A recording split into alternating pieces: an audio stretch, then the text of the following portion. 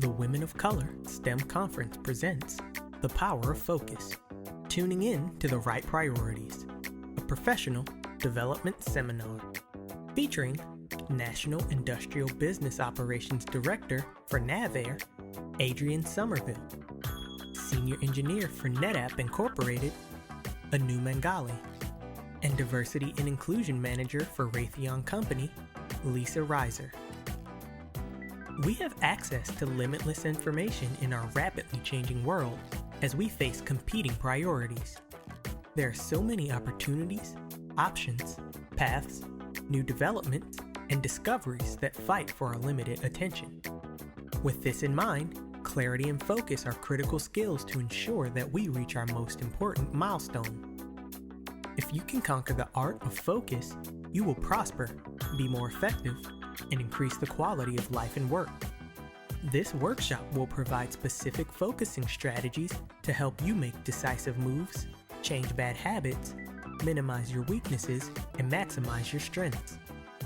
Without further ado, the Women of Color STEM Conference presents The Power of Focus, tuning in to the right priorities, featuring Adrienne Somerville, Mangaly, and Liza.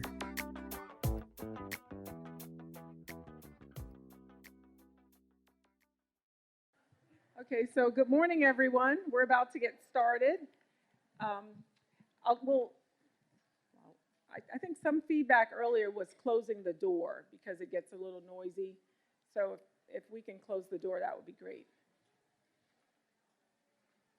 So I'd like to introduce myself, and then I'll have our colleagues here sharing this panel with me introduce themselves before we get started. We're serving almost as the moderator as earlier. How many people were in the same room for the previous workshop? Oh, nice.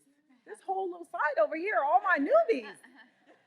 Good. Well, welcome. I know we bonded over here already. This is like round two.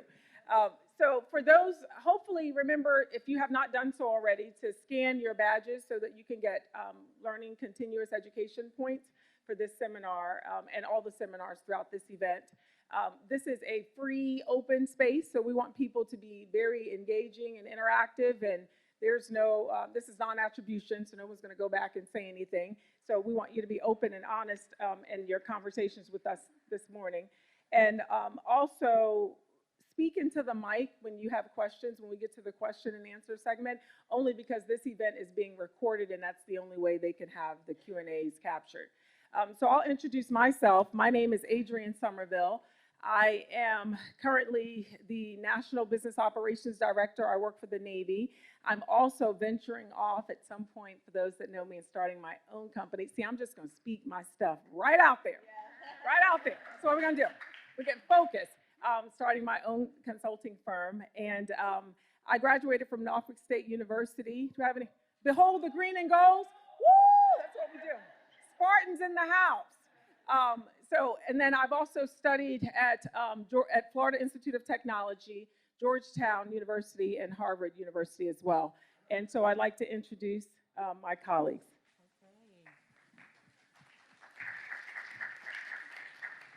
All right. Good morning, everyone. That is an incredibly hard act to follow. Adrienne, it's a pleasure to be here, and it's a pleasure to be here with all of you. My name is Liza. I am the Senior Manager for Diversity and Inclusion for Raytheon, and that's for our Raytheon Missile Systems headquartered out of Tucson, Arizona. This is a conference that our company loves to attend, loves to support, and we're here every year, and I'm really grateful that Adrienne invited me to be on her panel. Thank you. Good morning. I'm Mangaly. I'm from NetApp. I come from India, traveling 24 hours to be here, and pretty excited. How are you all? Oh, make some noise. So, I'm a senior engineer at NetApp. I'm a software person. So, I've been with NetApp for past 9 years. I work with multiple teams and coordinating between teams and making sure that from the technology perspective, my team's work is getting done. That's pretty much how I would define my role as there. Besides that, I'm a mother of 2, 2 boys waiting at India for my return. I'm also the WIT leader for the technology and innovation track in NetApp, where we really focus on getting more technology interest among women. So thank you for having me here. Looking forward to have a great session with all of you and my fellow panelists today. Thank you.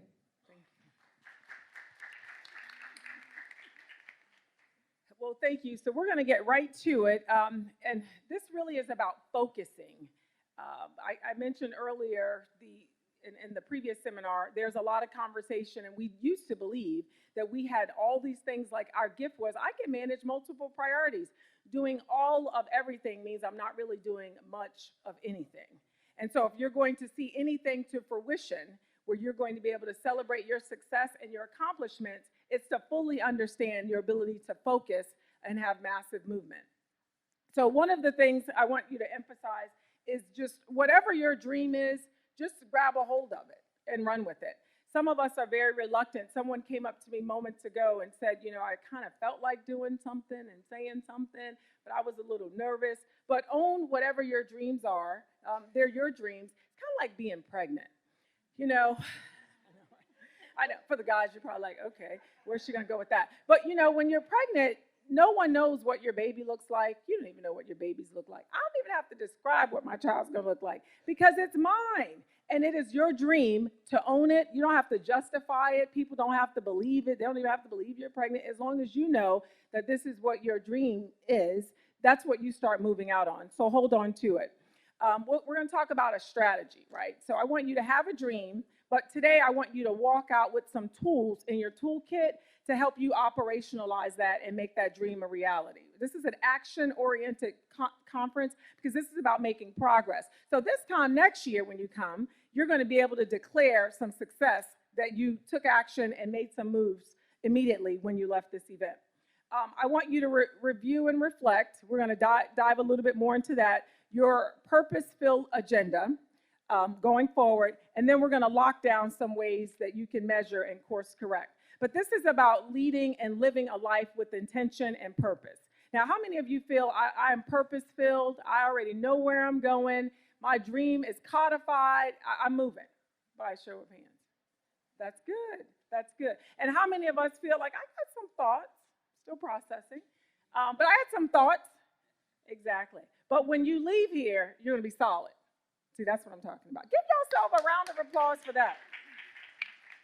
So grab hold of your dreams. Evaluating your authentic self is very key. And getting clear in your mind exactly what it is you want. And forgiveness is powerful. Everyone isn't where they want to be today. That's just a fact. You thought, well, by now, I would have had this and making this, driving a convertible up the coast of California. And I'm just not there yet. But, you know, my house is not as organized as I would like. And I still haven't gotten that, you know, doctorate degree that I've been trying to get. I've been on the 10-year plan, still taking classes, working on my dissertation. Forgive yourself for all of that when you leave here today.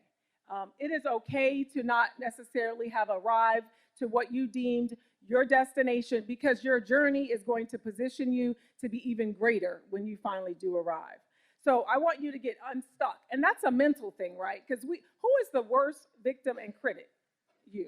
We're ourselves. We will focus on all the negative things, all the setbacks, all the poor decisions, all the failed relationships, all the things I thought I would be and I haven't been yet.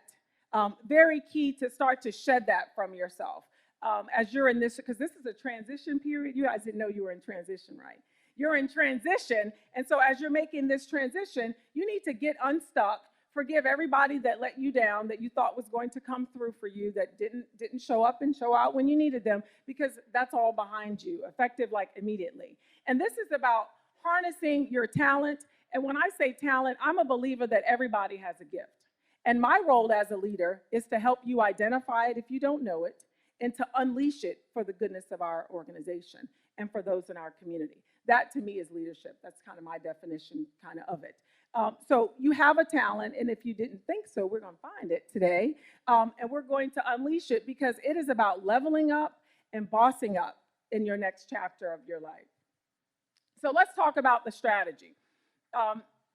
Your mission should be long, broad goals of accomplishment. You want that convertible. You want that house. You want to start that foundation.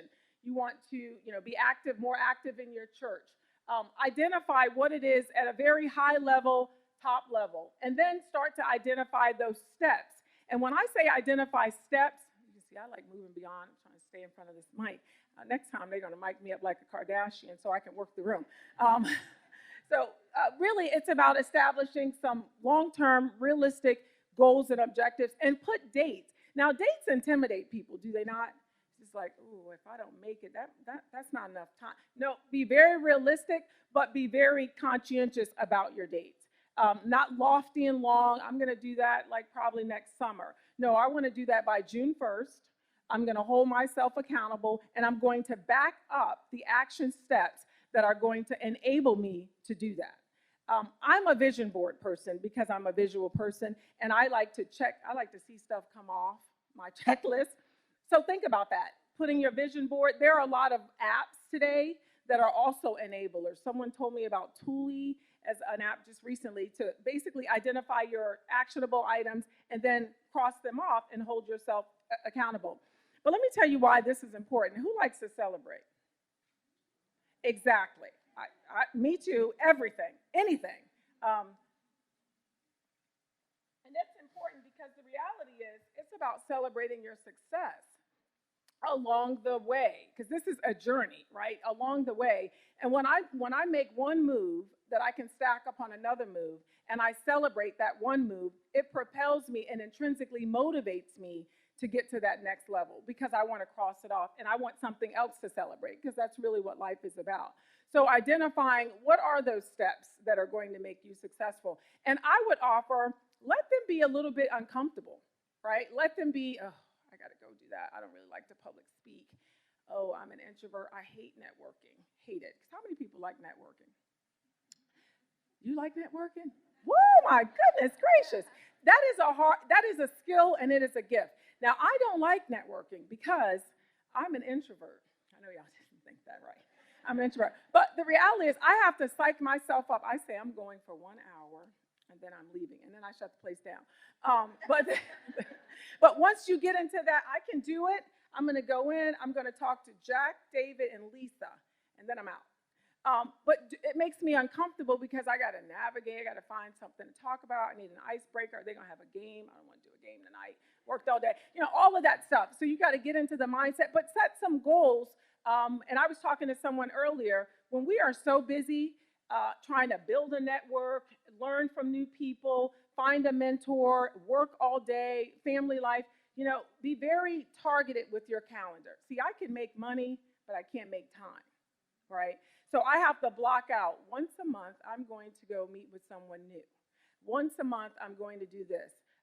While my child, I'm going to join an organization and I can't be there physically, but I can Skype in, I can support, I can connect. Just feel free to make yourself uncomfortable and not necessarily have lofty steps, but real targeted, deliberate steps as you move forward. So initiatives.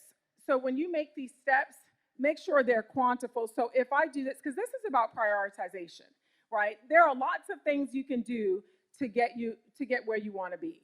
Some things take longer than others, right? So what am I going to do in my prioritization of these actionable steps that are going to yield the greatest amount of movement to get me closer? And you weed out the noise, because I know people say, I've got a lot of ideas, I just don't have enough time. But it really is about prioritization.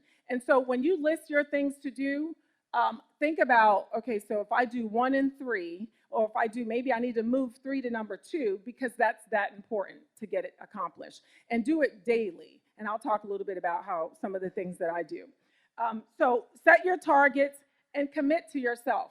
So some people don't like who has an accountability partners? I call them my APs. Now these people call you out and they make you uncomfortable. You promised to do something this date. What happened? Now you have to explain it. Maybe I just didn't feel like it. I was watching How to Get Away with Murder and I zoned out. But it's someone who holds you accountable. You want to make sure you have an agreement with yourself. Like when you leave here, don't let this be the conference that it was good, I was hyped. I went back. Here comes life. Here comes work. I didn't put anything in writing. Make that commitment to yourself. This is your investment, and there is no greater investment that can be made than in yourself. Everything else depreciates, but you don't. And I'm telling you, the housing market, we all saw that it depreciates too. Everyone's like, the housing market does? Well, it does. But for you, it won't, the value that you'll make in yourself. So set some time frames, goals, and objectives. So be very prescriptive and deliberate in what you want to measure, and make sure there's a clear path to someone holding you accountable. Some of us will make excuses and tell ourselves, and to me, a schedule doesn't slip and slide, right? You don't re-baseline, set new dates, and now I have a new schedule, and all is well. Not really. You really just slipped.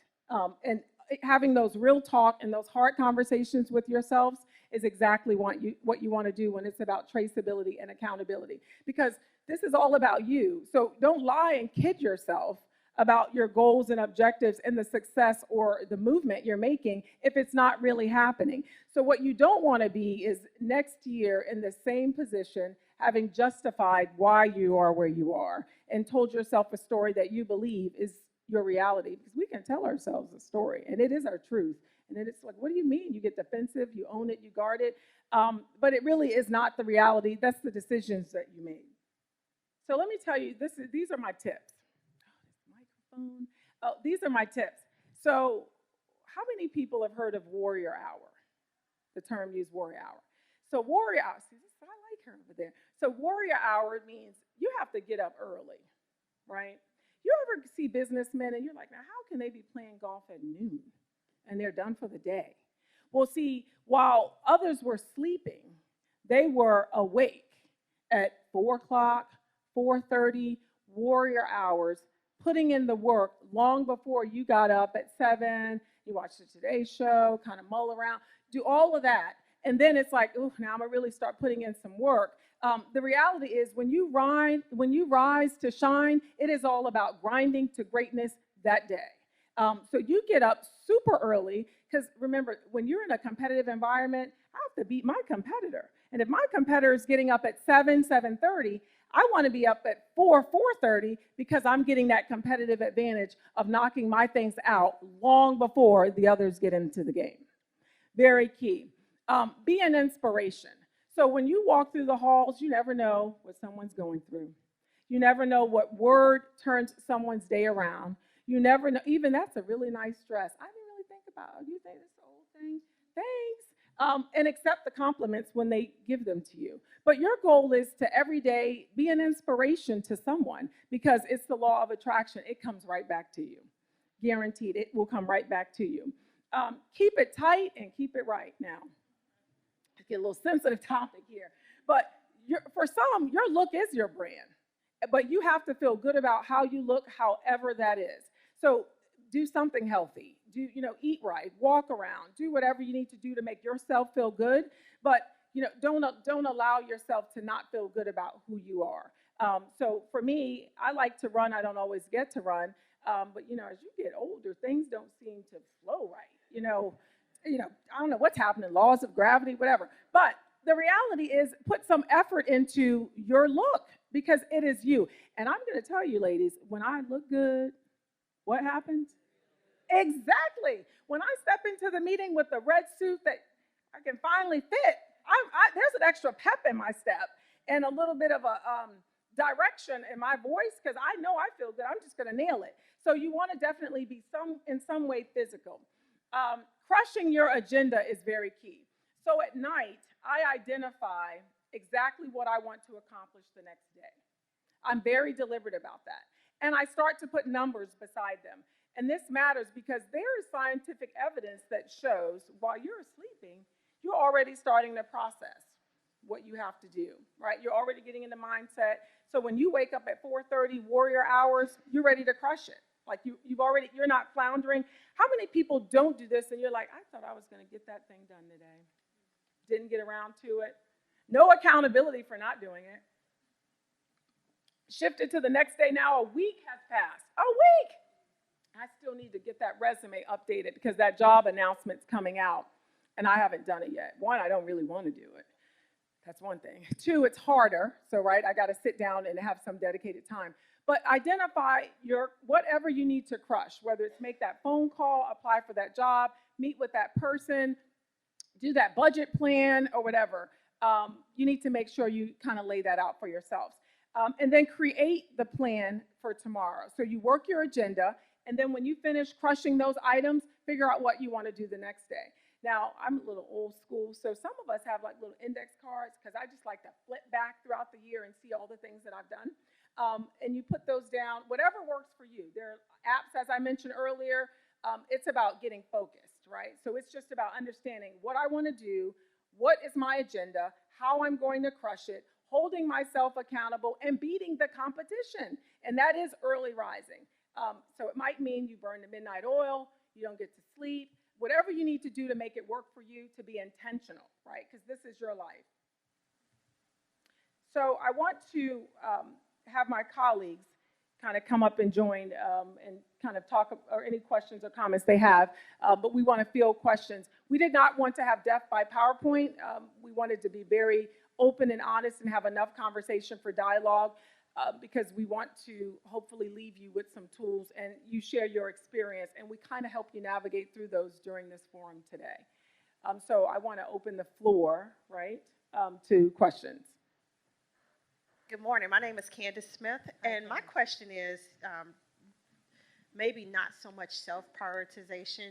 So in a world where I sit on numerous telecons, right, virtual, not on the camera, I'm often multitasking. I don't know if any of you guys do the same. Yeah. I am finding, just realized, I was taking copious notes, sitting there, realized I'm not getting much done. See? And so then I have to go back and like, okay, what did they say? And if it's a decision to be made, are there some best practices that you guys are using to force yourself to focus?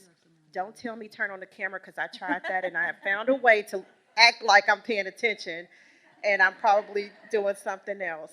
So I am serious. I'm just like overwhelmed with the number of things that I have to do and decide, and I am losing focus.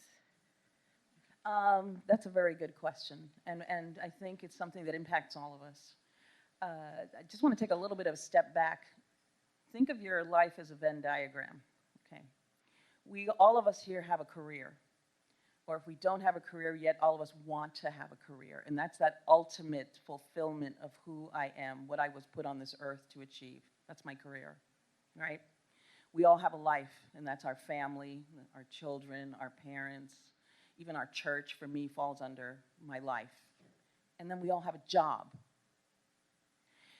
My question to you is, think of those three as a Venn diagram and try to have as much overlap as possible. Many of us have that passion that we call our career, but somehow we're doing this other job, right? So that's very distracting. How do we do what Adrienne is encouraging us to do, to have that vision, that long-term vision, if the three do not touch?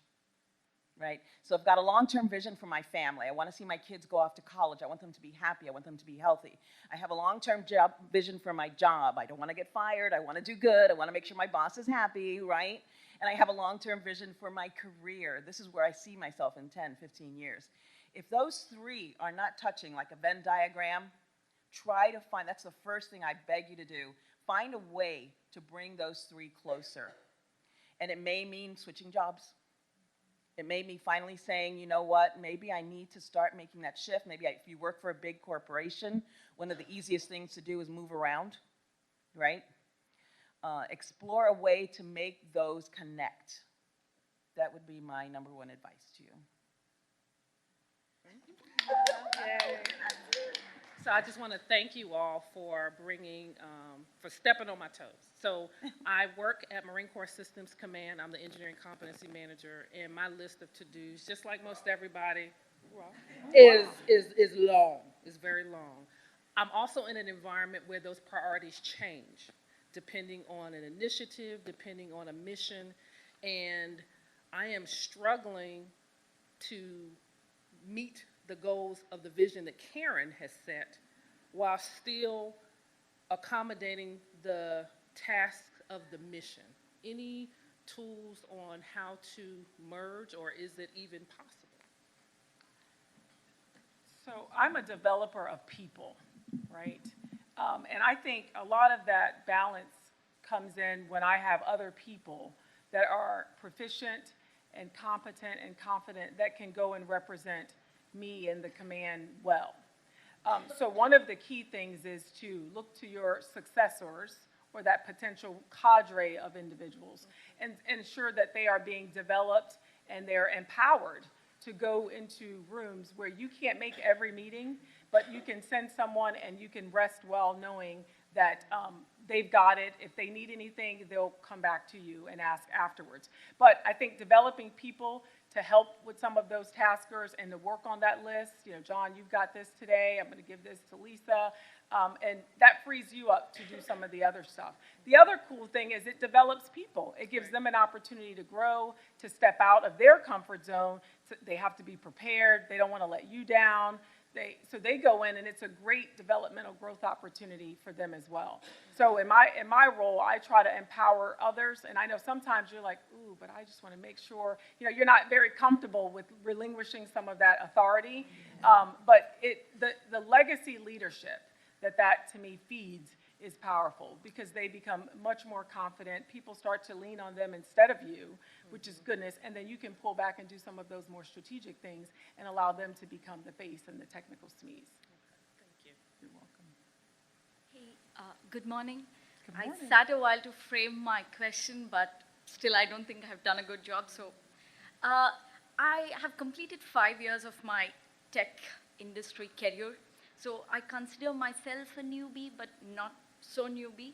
In my 5 years, I have seen this, that every time I achieve something, according to the plan and the tips you guys have just mentioned, something similar to that, I hear people saying, yeah, congratulations, but then, yeah, you're single, so you can spend more time, so you have achieved this. I move further, then I hear to, like, yeah, congratulations, but then you don't have kids yet, so you can do more. So I'm like, should we always be bad at something to be good at something, especially in this industry? So I'm like, how to deal with this? Okay. How many of you face this? Yeah, see. So, you know, this is not a problem that other people don't face. You know, one of the things I have seen very difficult in any industry or even in tech industry is that I have seen voices coming out on questioning something when it goes wrong in a room rather than to be spoken individually.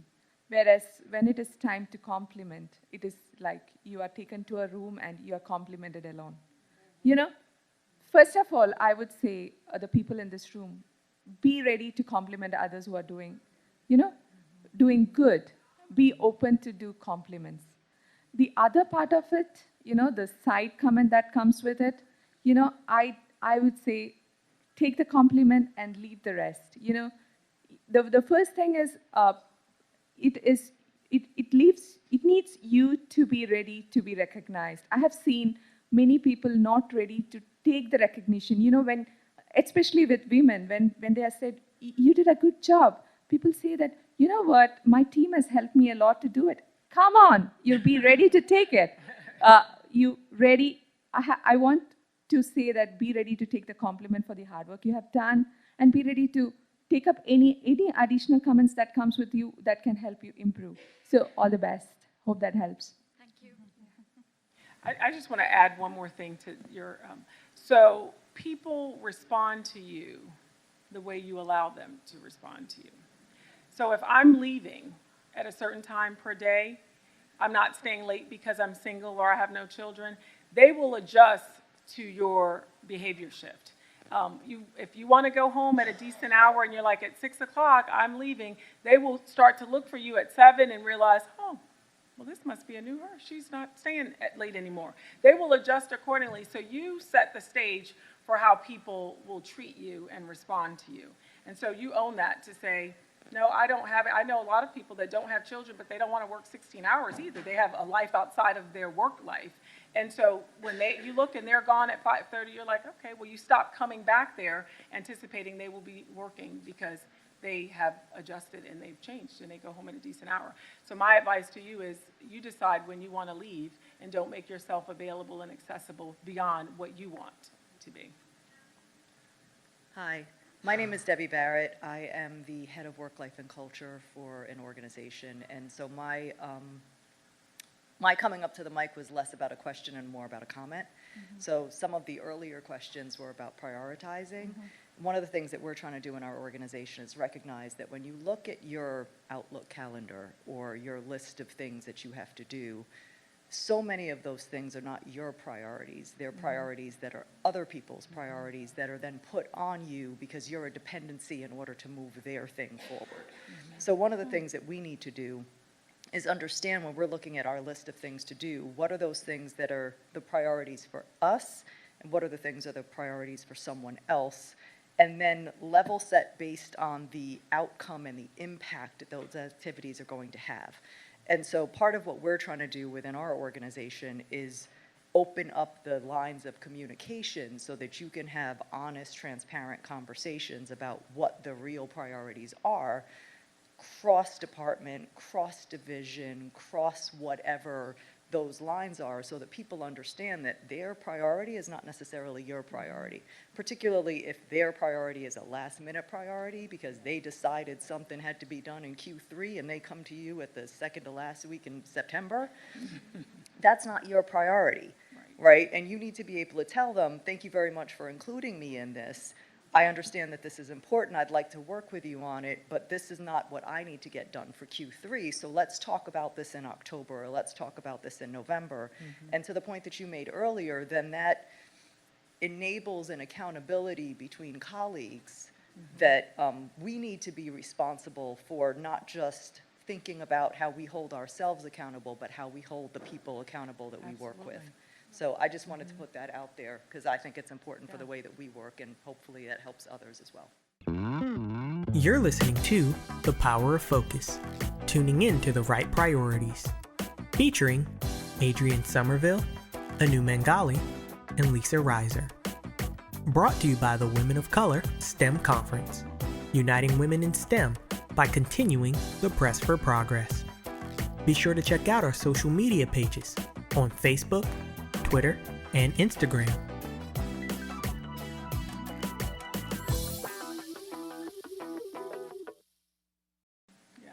Thank you. There are simple things that you can do too. That was good. Like, I know people will say, well, yeah, when you get back, can you send me an email? And it's like, well, I got to remember to send you an email.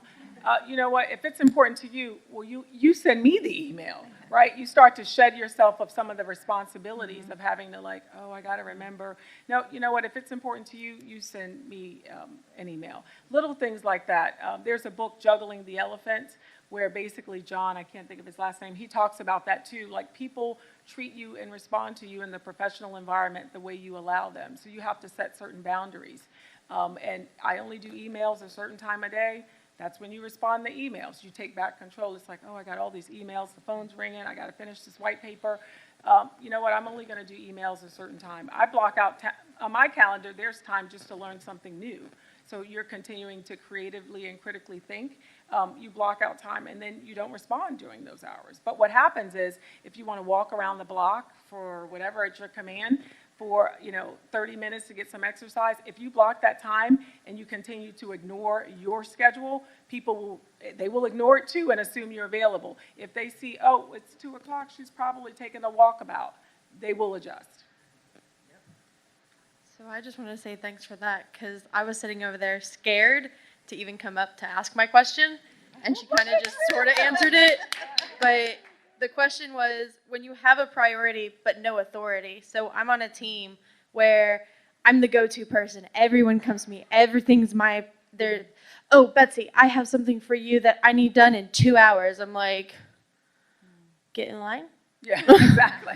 And so when I try to delegate out to the rest of my team, I'm not their manager. I don't have authority. How do I encourage that and get them to have that prioritization on their own rather than just, you do this? Because there's only but one Betsy. I can't do everything. Yeah. Thank you. So I like to take that question because that's something I have juggled with in my career a lot. So when you are good at when you are the good person or you are the go-to person in your team, it's obvious that people come to you for your questions and to make sure that their work gets done faster and they can go home early or get the things done for the team, and it's good for the team, and it's nothing bad about it. I mean, everything is done. It's all good.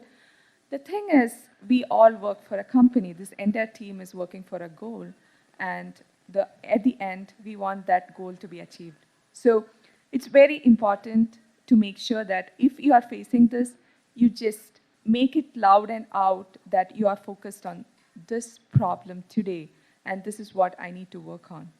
You can get your help from the manager, if you really face this problem, because I have seen that many a times the managers are not knowing that the amount of effort you are putting together or putting out outside of what was meant from your day job. So I would definitely say that make it loud and clear what you are doing, what is going on in your area, so that people understand that, I'm here on a conference and I'm on the panel today and I'm not going to reply to my emails.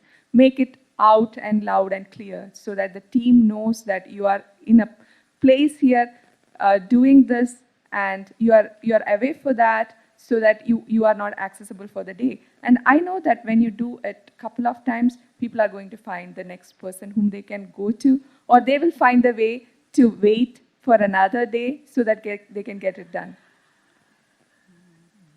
Hi. My question is kind of like hers, but in order to maintain my priorities, I have to say no to lower priority things. How can I do it in a politically correct way? So, part of, we all work in teams, right? And there's a hidden team dynamic of relationships, right? So it truly is about garnering relationships and rewarding and recognizing those that step up immediately to kind of help enable the team's success. And so I think what's also helpful for the person that's like, I don't have the authority to task you to do it, but I want to appeal to you the reason why you should do it. And I think that goes a long ways than task management anyway. It's like, hey, you're the best person that can knock this out. They need this done today. I'm like at my tipping point. I don't have the bandwidth to do it, but you're better at it than I am anyway. You could do it. Like getting people on the team to be experts in those things that continue to come up, and that they appreciate the why it's important that it gets done and why they're the go-to person. I think that kind of helps with some of the prioritization of things too. Leveraging the team, it's about relationships. Thank you. You're welcome. Hi, my name is Shalom.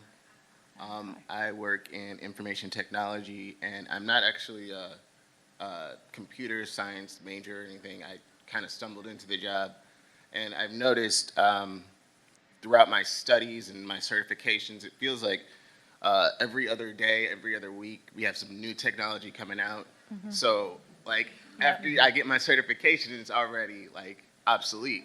Mm-hmm. Sometimes it feels like you have to step ahead of the game just to be in line with everybody else. Yeah. So I kind of want to know, what are your strategies or, like, any information sources that you guys use to kind of be the first mover on all that stuff? So this is a great question. I'm sure many in this room are really facing this, because when I was on my flight, I had the same conversation with my colleague who was sitting next to me, and she's clicking the picture there, right there. So we were discussing about this one new technology that has come out, and we were talking about, like, okay, did you read about it? That sounds really cool. So I would say this is about making sure that the point that she has made, like, how are you going to divide your day, and planning your next day, how much time you are going to keep aside for this particular thing. So if you could do a bit of planning on how you manage your day, I'm sure you're going to put that in your priority list. If you think you want to be ahead of your tech skills and you want to be really learning something outside of what you do at your day job, you have to get it first on your priority list. If you can make it, then I think you have done the first part or the piece that is required to get to it. The second part of it is like, how do you really do it, right? You have got it on your priority list. How do you do it now? And you have already set aside the time for it now, so how do you do it now? So you have to find the options out there which is useful, which can fit it to your time. You cannot like join for a course where you have to go every afternoon for this course and just learn it. So you have to find out the ways where you can fit it to your priority list and get it as part of your possible time. So if you can do both together, I think you would be able to get it achieved. Just a small follow-up. What do we like do with that information that is now obsolete? Like, is you know, like I have this information, but it's not useful. Yeah, that's a great question. You know, see, we know that. So it's very common in tech companies. You know, the technology just changes. Like, I don't want to take the technology names right now because I know this is a this team is not all software team. So this one technology has gone out and it's of no use now. The other technology has come in. But do you think that a college grad who has just done all in that new technology would be made the team lead? I don't think so. The thing is, there is something that you earn through years of experience, and that's going to stay. And if you can just fit in your new technology skills just by what we just discussed before, I'm sure you are going to be on top. Thank you very much. And remember, you're going to get up Warrior Hour, and you're going to read, and you're going to learn some new things every day. Hi, I'm back. Hi. Again, I don't have a question, I have a comment, so I'm sorry, but I feel compelled to speak when I'm hearing some of this stuff. So I started at my organization a year ago, and I found out that we had LinkedIn Learning, formerly known as lynda.com. Mm-hmm. And we had a limited number of licenses, but they were out there for employees to use. Employees didn't know. It had been communicated, but it had kind of gotten lost in the shuffle. So when I'm listening to this gentleman, I'm thinking to myself, ask what opportunities are out there, ask what systems and programs that your company has, that your school has, that whatever organizations that you belong to have, because a lot of them have stuff that's not being utilized because people don't know. So talk to your manager, talk to your HR department, talk to whatever mentor you have, formal or informal, to find out what access you have and then use it. Sorry, I had to figure out how to actually say it. I'm Candace Allen. I'm project chief with FCA and Body Engineering. Recently got a new manager, and one of my priorities, it's always been my priority, is to kind of fill the pipeline with Black women engineers, because in every organization that I've worked for, I've been like one of two or one of three, if that. And again, one of my priorities is always to try to mentor, to try to fill the pipeline, to take out time for our affinity groups and make myself available to CIE students, co-ops, and things like that. He's not someone that feels that that's important. I don't know how to impress upon him that this is important to me, because he's a I don't see color type of person. Which is a little discouraging. Yeah. And I don't know how to convey that I need to devote a portion of my time to this, because this is important to me. Should be important to you, because it's important to the company as a whole. So any tips on helping him understand that without... So it sounds like you have a lot of passion around diversity. I do. What is your job? I'm a project chief. So that's we're getting back to kind of that. Your career is probably more central around developing others, helping others, and growing yourself. But your day job is really about project management. Yeah, high profile vehicle. So that's yeah. So you're kind of split. Yes. What opportunities are there within your organization to get more engaged with diversity and inclusion? Like, for example, at Raytheon, we have employee resource groups.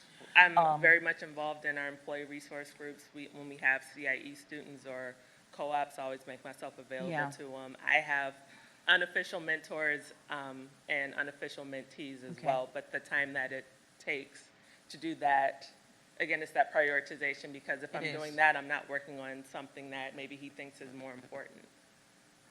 So you use part of your day job to do some of the D&I. He probably doesn't like that, does he? Yes. Yeah. But it's for the company's benefit. Absolutely, absolutely. You have to also think that your immediate supervisor, manager, director is probably just very focused on the bottom line, right? You were hired to do a specific role. He clearly doesn't understand diversity and inclusion, and it's not your role to really educate him, just between you and I, right? I agree. Yes. And we've all had managers, and we will continue to have, at some point in our careers, a relationship with someone who really doesn't get that people part of the work that's so critical. Kudos to you, you get it, right? Thank you. So you're gonna go far, Thank you. you know?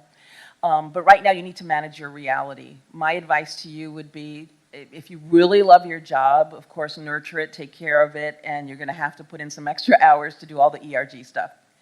But try to look for an opportunity, and you will find an opportunity. I found an opportunity. I've been with D&I now for just 2 years, but I've been with Raytheon for 13 years as a program manager. And during those first 11 years, I volunteered for every ERG. I supported our D&I director. I learned all of the training that she was deploying, and I would go out and do the training on unconscious bias, inclusive leader, cultural navigator, did all of that stuff. A job opened up, and I snagged it. I got my D&I job. So I was kind of like ready for that opportunity to open up. But don't kid yourself. I'm with you. I hear you. It's going to be hard because you're going to be doing both. You're going to have to take care of that day job that is so critical. You know, making your boss happy, regardless of the fact that he doesn't get us. I'm sorry. But you still have to try to make him happy, right? To fulfill your obligation of the day job, because that follows you with that's your reputation, that's your brand, right? Yeah. And just keep looking for an opportunity. An opportunity will open up. Talk to those mentors that you have at every opportunity, make it known what your interests are, the work that you're doing on the side that's so beneficial to the company. It will land on the right ears. Okay. Thank you. Yeah. And I just want to add, the other thing is you probably feel like, I'm trying to tell him, like, this is really important and this is why this is important, and he makes it seem like you're just very passionate about it and he doesn't see it. Well, the data speaks for itself, right? So maybe it's more of a conversation about some trend data and some analysis that shows, basically to the extent in which we're not diverse, we're weak as an organization. And giving him some facts and then looking at metrics of your organization, trends that have occurred throughout periods of time to illustrate that either we're on a down slope or we're on an up slope, or comparable companies like us have this type of a diversity profile, and they're excelling and advancing in the industry and the market sector. So then it's not just you, this is the world that we live in, and you're illustrating to him with data and facts, not personal opinions or thoughts or passion, but other like businesses have different diversity profiles, and they're very successful in the game, and they recruit from these institutions, and they bring in people, and they have these types of programs that enable their success. As a leader, he should then want that like and similar success as a manager. And sometimes it's just a lack of education from a data standpoint, because the data doesn't lie. And I would try that approach rather than I'm just really excited about this, and this is why I do this, and this is going to be great for the company. No, this is what's happening in the world, and this is what's happening in our business, and this is what we are not doing, but you see an opportunity. And then make it about him. You can literally change this whole thing around by doing these things. So he's invested in exactly what you're invested in, and he's your champion with other leaders outside. Okay, thank you. You're welcome.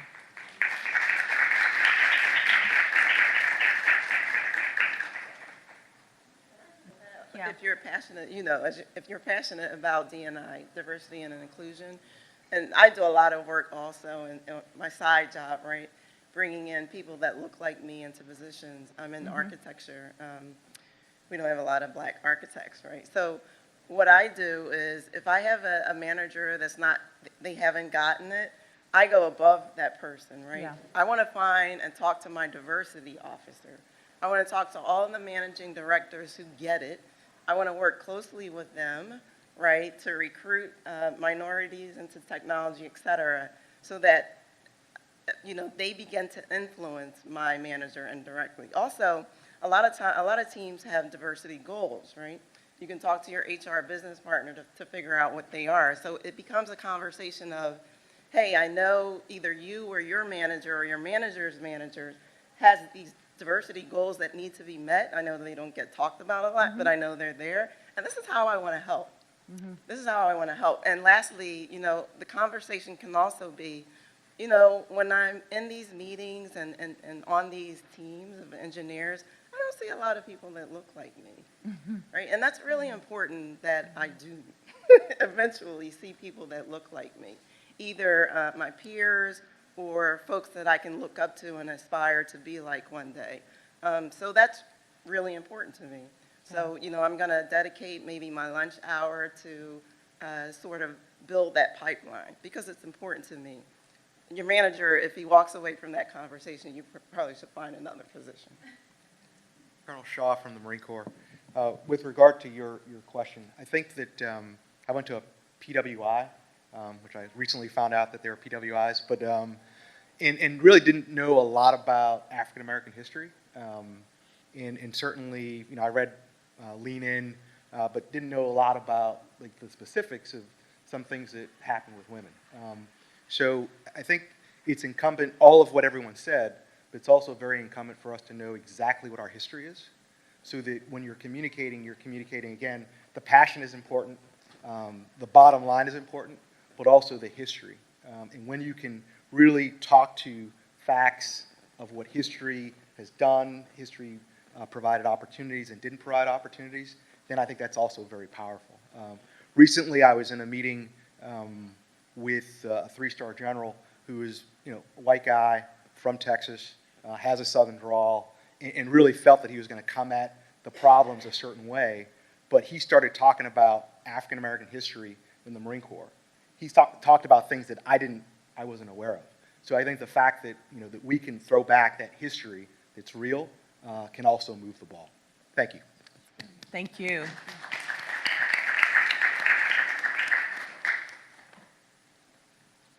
Hi. Hi. My name is Marjani Chapman. I am in HR management at Quicken Loans. And one of the things that I love about my organization is that it's a very culture-based organization, right? We have these isms or core values that sort of shape our organization, and part of that, especially being in a leadership role, has to do with servant leadership, which I find difficult to navigate when it comes to prioritization. I feel like there is an expectation of doing all the things, right? Like you are there to serve your team members, to serve your peers, to serve your leadership. I think we find those same issues as women and men as parents, as, wives or husbands. You have all these obligations. Everybody needs you. And you don't want to tell anybody no, and especially when it's something that your organizational culture is built on. So do you guys have any advice for folks who are trying to navigate those cultural expectations in an organization or those leadership expectations while still making it a priority for you to do the things that advance yourself, but it means that you got to say no sometimes? So I like the idea of prioritizing. And no is a powerful word that really doesn't always warrant an explanation. Sometimes reframing it or reaffirming that, I know we'd like to work on that this month, but due to the conflicting and competing priorities, we're going to have to work that next month because we just can't take that on. I think that's important. But, I think controlling your day and your schedule is very important. And you lay that out the night before so you don't really walk in like trying to figure out, okay, what is it we're supposed to be doing today? Like you've already mapped out, you need to get these things accomplished and about how long they're going to take and the impact that they're going to have with you completing what you need to complete. And I think you do that the night before and you literally just, it's okay. When we are natural nurturers. We feel like we have got to do everything for everybody all the time. And then we lose ourselves, right? And the things that you're trying to get accomplished. But you'll see that most, And I'll just say most men don't tend to do that, right? They're not on the PAT and all that. It's just too much. So they are okay with saying, well, I'm not going to be able to do that this time, but I might do that the next quarter. And we have to do that too, looking at what we have. It's a finite amount of time, and the impact, the things that are going to have the most meaningful things that are going to have the greatest impact for you is really where you want to channel your energy. And delegation is key. Delegating some of it to somebody else to shine, to soar, to own it, to codify it and create it, and use you as a soundboard. If you have any questions, come back. Any ideas you want to bounce off me, I'll make myself available for a quick chat. But not taking all of it on, it isn't really healthy, even for you. And then, like you said, the stress of trying to figure out how to do it all, some of it is just not feasibly possible without sacrificing way too much of yourself to do it. So prioritizing and know is powerful. When you can't do it, you can't. But someone else can certainly do it. Yeah, I agree. Delegation and prioritization, they go in hand.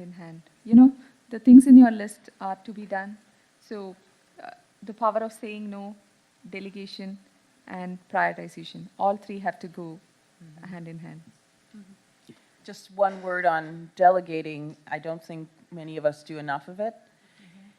And ironically, sometimes the things that we don't have time to do or we don't really want to do, like you were talking about public speaking or delivering a training if we're an introvert, there's actually probably someone around you that works next to you, with you, that would love to do it. So it's about knowing yourself better, but it's also about knowing your resources, right? And you'd be surprised, many times when I delegate activities or projects, people are actually very happy to take them on because they're looking for that growth opportunity. I only have to remind myself that when we delegate something, it will not be done the way I would do it. And to be very considerate and gentle in my feedback, right? But there's beauty in that investment, right, in that individual. So I had to train you because we were all at some point in that position of needing someone to pause, take a little bit of extra time to teach and train us how to do it. And then eventually, like the next time a like and similar requirement comes up, I don't have to do that. But that part to me is like passing the torch, so to speak, on to someone else to kind of grow, do it their way, and recognize people for volunteering and stepping up and saying, that is so awesome that you did that and you did a great job, positive feedback, and if they're coming to you throughout the process, give them some alternative things to consider. But I think it's very important to invest in others because at some point, someone should be able to step in your role, and you should feel very comfortable that, in my absence, they've got it. I've taught them everything I know. They have a unique way of applying it, and it moves the organization or the company or command forward. So it is a little bit of investment. When we hire interns, you're like, oh, I've got all these little interns, and they know there's 3 branches of government, there's some basic stuff, but they don't know how to operate and move about in your organization. So someone shows them that, but at some point they fly and they soar, and you can look back and realize the impact that you made as a legacy leader. Yeah. And just one last word. Your vice president expects you to see it through fruition, but he or she doesn't necessarily expect you to do it. Exactly. So you can actually, when you brief them, you know what, I've got the project under control, I have Sue looking up the data, I have Phil creating the timeline, our estimate is we'll have it to you by the end of business tomorrow.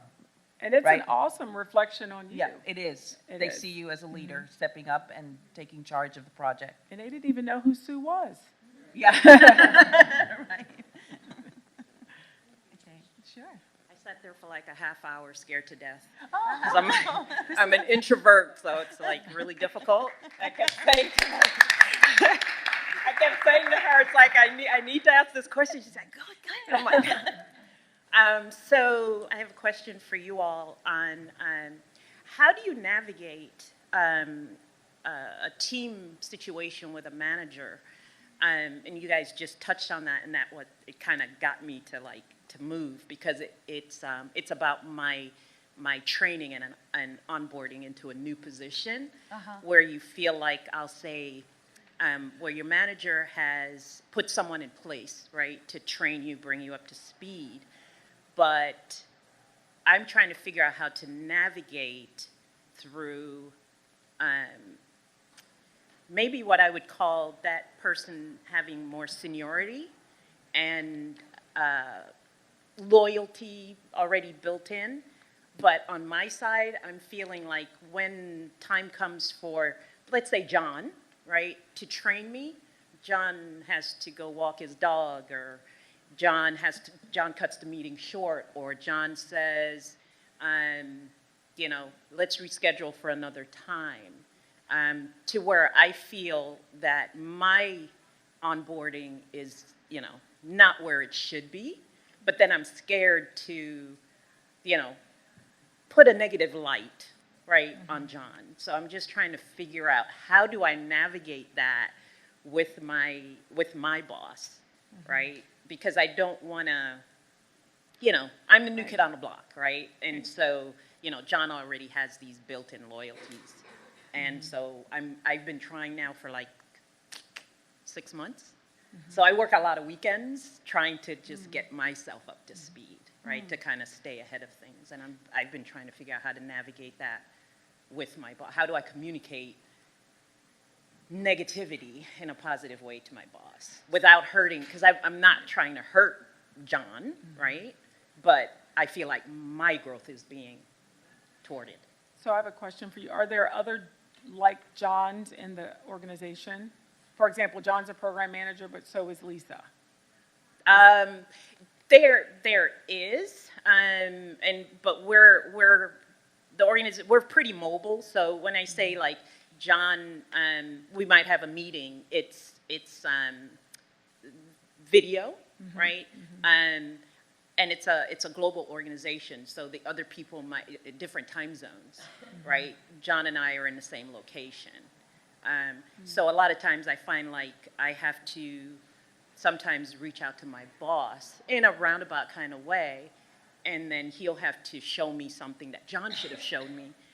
But it's like he's not picking up on that, like, you know, I thought you should know this already. Why hasn't John showed you this already? So, you know, I've been just trying to figure out, how do you navigate that type of situation?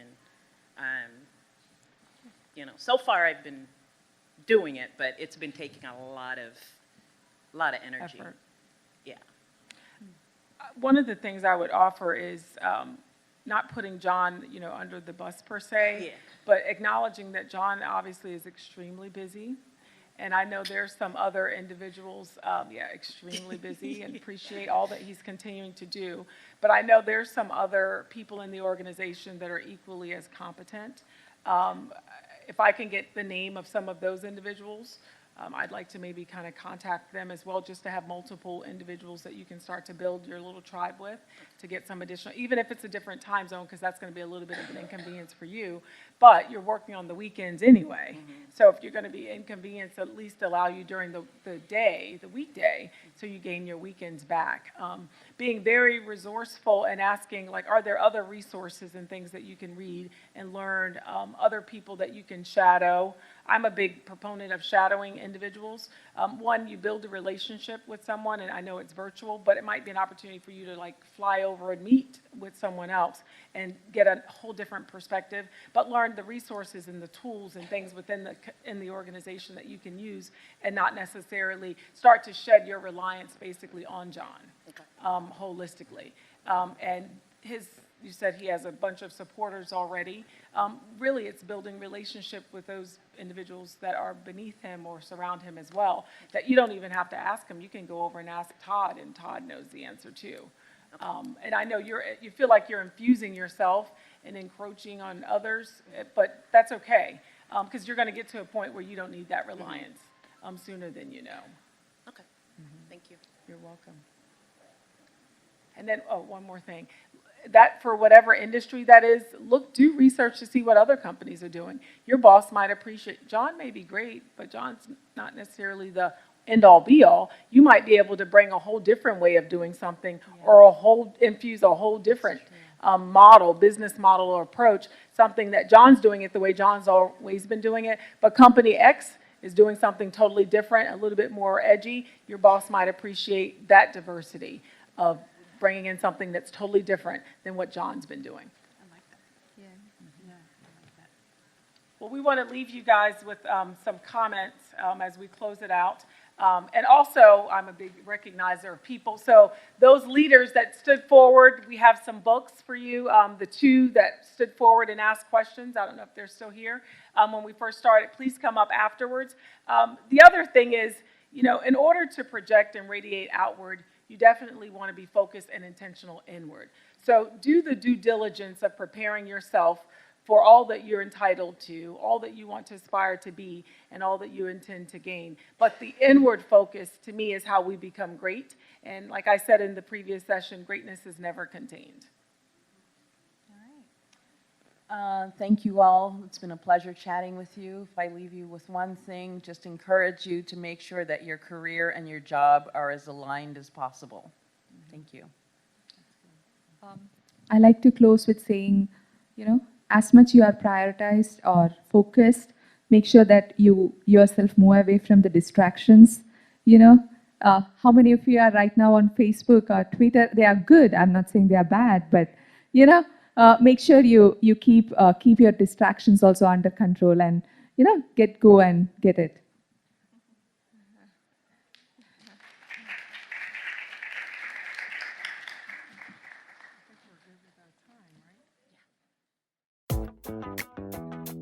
Thank you for listening to The Power of Focus, tuning in to the right priorities, a professional development seminar featuring National Industrial Business Operations Director for NAVAIR, Adrienne Somerville, Senior Engineer for NetApp Incorporated, Mangaly, and Diversity and Inclusion Manager for Raytheon Company, Liza.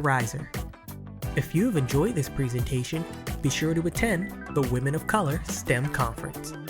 For more information on how you, your company, or organization can take part, visit www.womenofcolor.net.